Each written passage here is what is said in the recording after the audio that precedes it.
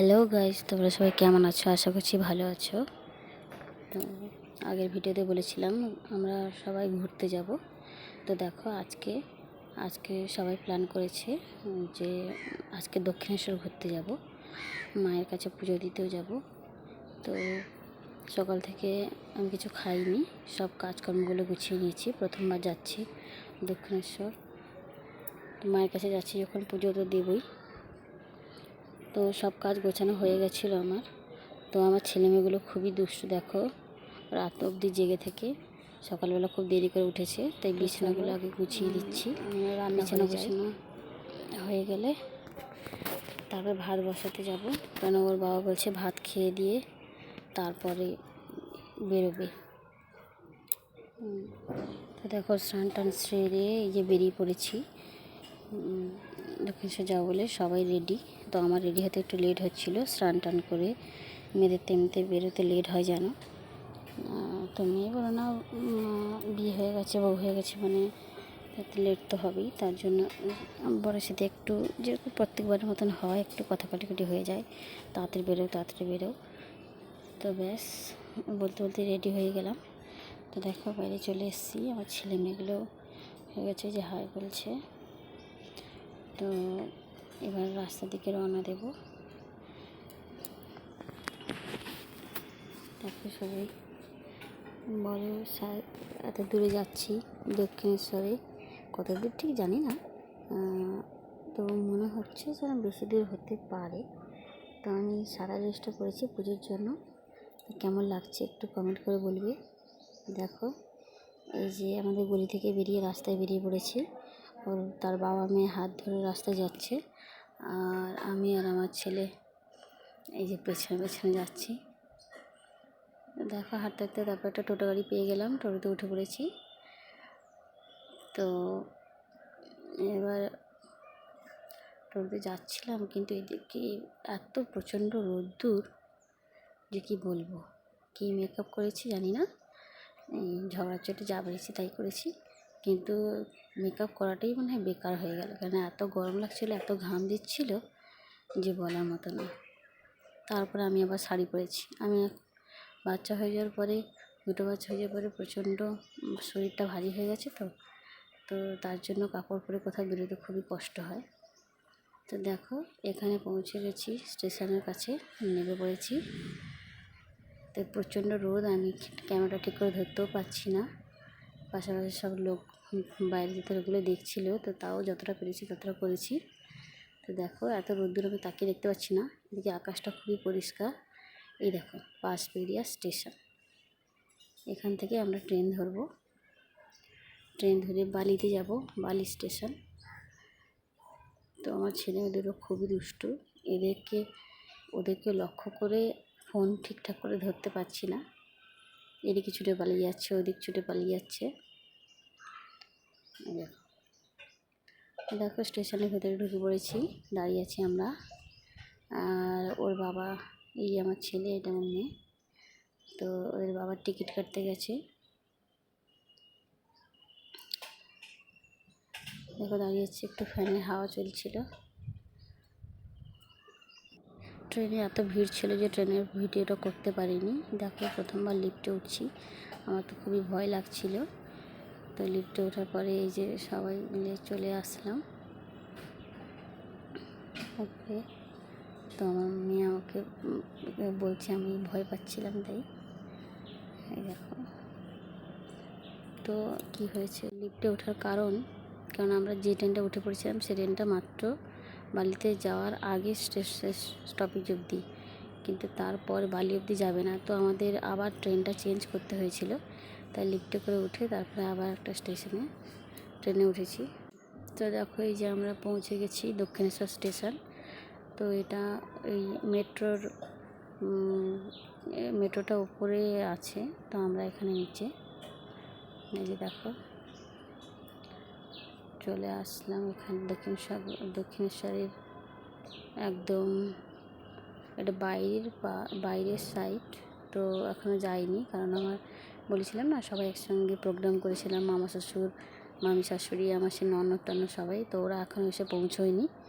ওরা আসবে, তারপরে আমরা সবাই ভেতরে যাব একসঙ্গে, এটাই মনে করেছিলাম। তো ওরা খুবই দেরি করছিল। তো একটা বসে পড়েছি এখানে, সামনে একটা দোকান ছিল। মন্দিরের পাশে দুটো গেট আছে বোধহয়, এদিক থেকে একটা দেখলাম আর বলছিল ওইদিকে একটা আছে। তোমার ছেলেমেয়েগুলো খুব বায়না করছিল, এতক্ষণ বসে থাকতে বিরক্ত করছিল, তো দুটো বাবল কিনে দিয়েছিল এই দোকান থেকে। এই যে দেখো সামনে দোকানটা। এই দোকানে আমি এক গোপালের দাম জিজ্ঞেস করছিলাম, তো অনেক বেশি দাম বলছে। নিই ভাবছিলাম নেব বলে, তো নিই দুজনে বায়না করে যে বাবলস নিয়েছে। ওটাতে অনেকক্ষণ বেশ কিছুক্ষণ বসে থাকলাম। তো তারপরে বসে বসে বিরক্ত হচ্ছিল। দেখো আমার স্বামী আবার একটা দোকান থেকে চা কিনে নিয়ে চা খাচ্ছে। তো আমাকে বলছিল খাওয়ার জন্য, কিন্তু আমি বার রেখেছি, মানে আমি উপোস করেছি বলে সে তাতেও অনেক কথা বলছে যে উপোস খেয়ে দিয়ে তুমি বার করো, না খেয়ে দিয়ে শরীরকে কষ্ট দিয়ে কিসের জন্য বার করবে যেরকম বলে থাকে সবসময়। তো সেই হচ্ছে ব্যাপার। তো এদিকে তো ওইদিকে তো প্রচণ্ড রোদ ছিল, আর এদিকে তো প্রচণ্ড বৃষ্টি হয়েছে ট্রেনে আসার সময়। এত ভিড় ছিল যে ভিডিওটা করতেই পারিনি। তো দেখো আমি এখন এই দক্ষিণেশ্বরের এই বাইরের গ্রাউন্ডটায় আছি। এখানটায় প্রচণ্ড বৃষ্টি হয়েছে, নিচেটা দেখলেই বুঝতে পারছো। আর তো ভিড়ের মধ্যে ফোনটা বের করতে পারিনি। অনেকক্ষণ বসার পরে ওদেরকে ফোন করেছিলাম, তো আসতে ওরা লেট করছে। দেখো আমরা ভাবলাম যে ভেতরে গিয়ে বসি, এখানে বসার থেকে ভেতরটা দেখবো, ওখানে না তো ওয়েট করবো। তোমরা দেখতে পাচ্ছ সামনে এই মন্দিরের এই যে গেটটা। আমি তো প্রথমবার দেখছি, আমার তো খুব ভালো লাগছে, কিন্তু কাপড় পরে গেছি তো প্রচণ্ড কষ্ট হচ্ছে। এদিকে মন্দিরে গেছি, মন্দিরে গেলে কাপড় পরে গেলেই বেশি ভালো লাগে। তো যে গ্রামের মেয়ে কাপড় পরতে কী কষ্ট তো কোনো সমস্যা নেই, কিন্তু গ্রামের মেয়ে হলেও এখন গ্রামের মেয়েরা শুধু যে কাপড় পরে আর পরে না, সেটা ফালতু কথা। এখন সব জায়গাতেই সবাই সব রকমের পরছে, তা একদম অত্যাধুনিক মডার্ন না, মোটামুটি যতটা পরলে না ততটা। তো দেখো এই যে আমরা চলে এসেছি, ওইদিকে সামনের গেটটা বন্ধ বলছে, তো আমাদের ব্যাক সাইড দিয়ে যেতে বলছে। আমরা ব্যাক সাইড দিয়ে চলে যাচ্ছি। এই যে, তো ওইদিকে তো খুব রোদ্দুর ছিল, এদিকে প্রচণ্ড বৃষ্টি হয়েছে, তার মধ্যে বাচ্চা দুটো ছটফট করছিল, খুবই দুষ্টুমি করছিল। দেখো একজনকে আমার হাত কেউ ধরেনি। প্রথমে তো এক হাতে ফোন ধরেছিলাম আর এক হাতে একটা বাচ্চাকে ধরেছিলাম, তো তার জন্য ক্যামেরা ধরতে খুব সমস্যা হয়েছিল, ঠিকঠাক করে ছবিগুলো তুলতে পারিনি, ভিডিওগুলো করতে পারিনি। দেখো এটা হচ্ছে গেট, এই যে গেটের সামনেটা, এটা একটা গেট, ওই দিক পেছনের দিকে আরও একটা গেট ছিল, তো ওই দিক থেকে ঢুকতে দেয়নি, এদিক থেকে ঢুকতে দেওয়া। দেখো সামনে একটা রামকৃষ্ণ ছবি দেখা যাচ্ছে। তো কিছুক্ষণ দেখার পরেই দেখো এদিকের আকাশটা কীরকম, একদম মেঘে ভর্তি হয়ে আছে, তো প্রচণ্ড মেঘলা হয়ে আছে এদিকে। একটু যতক্ষণ আমরা বেরিয়েছিলাম তখন একটু জলটা বন্ধ হয়ে গেছিলো, তাই বেরিয়ে পড়লাম। কিন্তু আজকে এত লোকজন হয়েছে যে কি বলার কথা, ভাবতেই পারিনি এত লোকজন হবে। মানে বলেছিল যে আজকে হয়তো লোক কম হতে পারে, তো আজকে প্রচুর লোক হয়েছিল। এই যে দেখো ভেতরে ঢুকে পড়েছি, এইখানে হচ্ছে জুতো রাখার ঘর, মানে টিকিট কেটে জুতোগুলো সবার রেখে দিয়ে যেতে পারো, যাতে কোনো চুরি না যেন হয়ে যায়। তো দেখো ওখান থেকে ঘুরে চলে এসেছি। এই যে এটা হচ্ছে মন্দিরের এই সাইডটা, ওইদিকে ওইদিকে ঘুরিনি, কারণ এখানে বসে পড়েছি অনেকটা করে হেঁটে এসেছি। আমার পায়ের অবস্থা খুবই খারাপ, পায়ে ঢুলঢুলি পড়ে গেছে। এই দিকটা কী হয় আমি জানি না, তো এদিকে কী থাকে, এদিকে পুরো ফাঁকা ছিল, বন্ধ করা ছিল, গেট দেওয়া ছিল, ঢুকতে দেয়নি কাউকে। দেখো অনেকটা হেঁটেছি, সিঁড়ি 3তলা সিঁড়ি অবধি হেঁটে এসেছি, অনেকটা রাস্তা হেঁটেছি। আমার হিল জুতো পরার অভ্যেসটা অনেক দিন থেকেই ছেড়ে দিয়েছিলাম, এখন এখানে আসার পরে আবার একটা হিল জুতো আমি নিয়েছিলাম, তো ওটা নতুন জুতো তো পরেছি, দুটো পায়ে ঢুলি পড়ে গেছে, একদম হাঁটতে পারছিলাম না, খুব কষ্ট হচ্ছিল, বসে পড়েছি, আর জন্য ইচ্ছে করছে না হাঁটতে, কিছু করতে।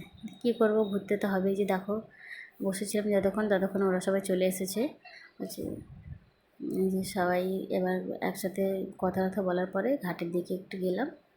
ঘাটের দিকে যাচ্ছি সবাই, হাত পা ধুয়ে মাথায় জল টল ছেটাবো। কেউ স্নান করবে না বলছে। তো এই দেখো, এটা আমার ননদ, এটা 2 ননদ। ওই যে কাপড় পরে যে বউটা, সেটাও একটা ননদ বলে, বড় ননদ। তো এবার দেখো এই যে ঘাটের দিকটা, আমি তো আসার পরে খুবই আনন্দ হয়েছিল। ঘাটের দিকের দৃশ্যটা এত সুন্দর লাগছিল যে বলার মতো না। দেখো, আমার তো খুব ভালো লেগেছে। এটা আমার বর, আর এই যে আমার মামি শাশুড়ি দাঁড়িয়ে আছে। এই যে কোনো দিনও সাজিনি, তো এবারে সেজেছে। আমার তো খুব ভালো লেগেছে। গ্রামে থাকে আমার মামা শাশুড়ি, মামি শাশুড়ি গ্রামেই থাকে, তো ওরা তো সাজগোজ পছন্দ করে না। তো এখানে এসছে একটু ওকে মাকে একটু সাজিয়ে গুজিয়ে দিতে ভালো লাগছে। তো দেখো, ঘাট থেকে ঘুরে এসে সোজা আমরা মন্দিরে চলে গেছিলাম। তো ওখানে ফোন টোন অ্যালাউ ছিল না, তো ভেতরের মন্দিরের ছবিগুলো আমি তুলতে পারিনি। তো যেটা দেখালাম সেটা হচ্ছে রানী রাসমণির মন্দিরটা। তো ওখান থেকে বেরিয়ে এসেছি। এবার দেখো সামনে এখানে একটু দাঁড়িয়ে দাঁড়িয়ে ফটোশ্যুট করছিলাম সবাই। ফটো তোলা হয়ে গেছে, এই যে দাঁড়িয়েছি ফটো তোলার জন্য। তো এখন প্রায় বিকেল হয়ে এসছে অনেকটা, 5টা 5:30 বাজে।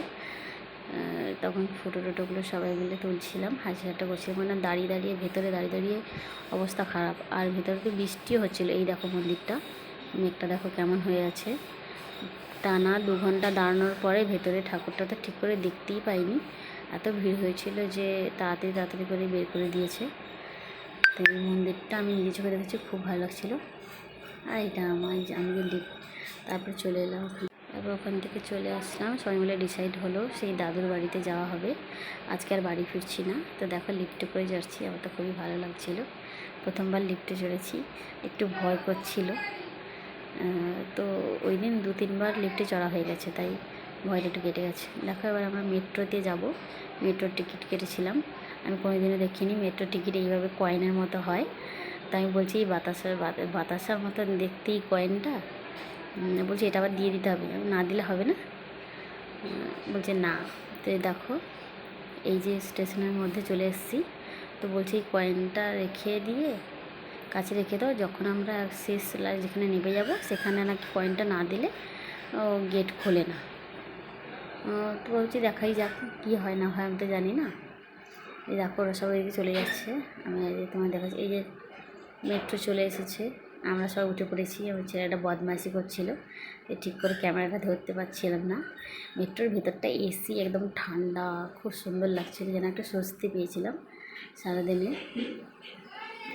আর এই যে দেখো কিন্তু ওটা আমার ঠিকমতো ধরতেই দেয়নি। দেখেছো ক্যামেরাগুলো কেমন করছে, খুব দুষ্টু। মাঝখানে অনেক কিছু শ্যুট করা হয়নি, সম্ভব হয়ে ওঠেনি। তো আমার কন্ডিশন একদম খারাপ ছিল, আমি না হাঁটতেই পারছিলাম না।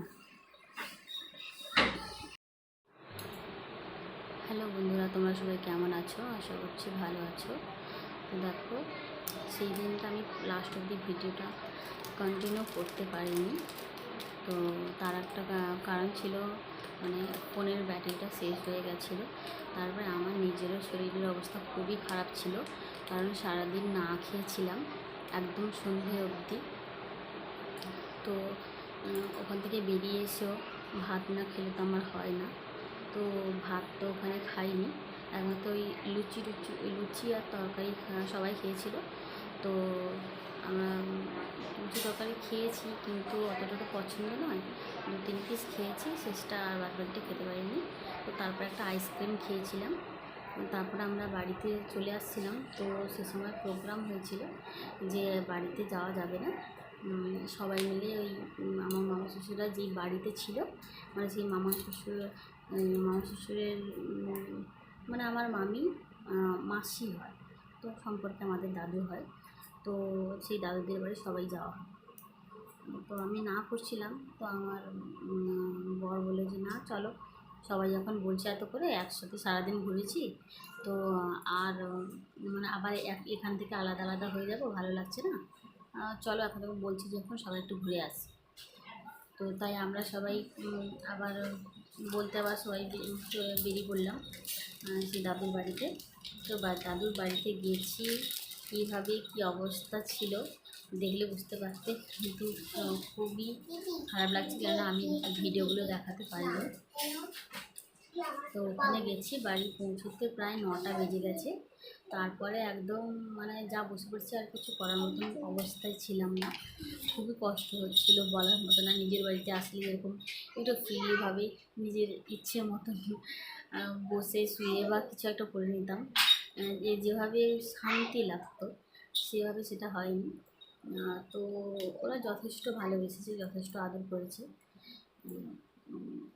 তো তারপরে আমরা রাত তবুও সবাই মিলে ছিলাম, তো তার মজাটা একটু অন্যরকম। তো আমার ওই দাদুর একটা মেয়ে আছে, দুটো মেয়ে আছে। তো বড় মেয়ে মানে আমার মাসির সম্পর্কে হয়। তো ওর সাথে রাত্রি 12টা 1টা অবধি শুয়ে শুয়ে গল্প করেছি। তো তারপরে গল্প করার পরে সকালবেলা 5টা 5:30 হয়েছে, উঠে পড়েছি সবাই মিলে। আমরা আবার মানে আমি আর আমার হাজব্যান্ড, ওরা ঘুমোচ্ছিল ছেলে মেয়ে দুটো। তো ওদেরকে তুলিনি, আগে আমরা রেডি হয়ে গেছি, কাপড় পরে দিয়েছি, ও জামা টামা পরে নিয়েছে। তো সে দাদুও উঠে পড়েছে ঢিপি করে, বলছে কেউ তখন ওঠেনি, একদম কেউ ওঠেনি। ফার্স্ট আমরা উঠে রেডি হয়ে গেছি।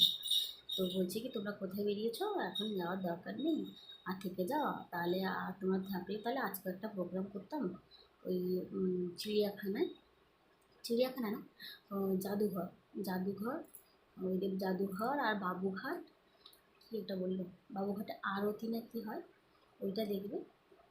তো এইটা বলেছিল। আর ওই দাদু হাইকোর্টে কাজ করে। তো ওই হাইকোর্টটা আমি দেখতে চেয়েছিলাম, সবাই দেখতে চেয়েছিল। তো সেটাও দেখবো বলে বলেছিলাম যে তাহলে ঠিক আছে, তো আজকে থেকে যাও। যখন বলছিল সবাই মিলে আর থাকলে একটা জায়গা ঘুরতে, এতে জাদুঘর দেখতে যাব। তো অনেক করে বলছিল, আমি তো একদমই শুনিনি, হবে না, কাজ টাজ আছে। তো জোর করে রেখে দিয়েছিল, কাপড় টাপড় পরেই ছিলাম, খুলিনি, কিছু করিনি। তো ওর অফিস আছে, তো অফিসে হট করে না বললে হঠাৎ করে ছুটি দেয় না। তো পরে ও অফিসে ফোন করে যে বলে দিয়েছিল যে আজকে আমি ডাইরেক্ট আসতে একটু লেট হবে, আর বিকেলের দিকে ঢুকলেও না হবে না কি। তো হ্যাঁ বলেছিল বোধহয়, তার জন্য বলেছে যে ঠিক আছে আমিও যাব। তো আমরা সবাই থেকে গেছি। তো পরে এত অবধি করেছি, কিন্তু এইগুলো ভিডিও শ্যুট করার মতন তখন ফোনে অতটা চার্জ ছিল না করানোর মতো। তো ওই জন্য ভিডিওগুলো করিনি, মুখে বলছি। কিছু খারাপ কিছু মনে করো না, বানিয়ে কিছু বলছি না, সত্যি ছিলাম। তো তারপরের দিন কী ভিডিও করেছি সেটা যদি দেখতে পারো তাহলে বুঝতে পারবে। তো আর পরের দিন কী ভিডিও করেছি সেটা দেখতে হলে পরের দিন দেখতে হবে, পরের ভিডিওটা দেখতে হবে। তো দেখা হচ্ছে আগের ভিডিওতে, ততক্ষণ তোমরা ভালো থেকো, সুস্থ থেকো।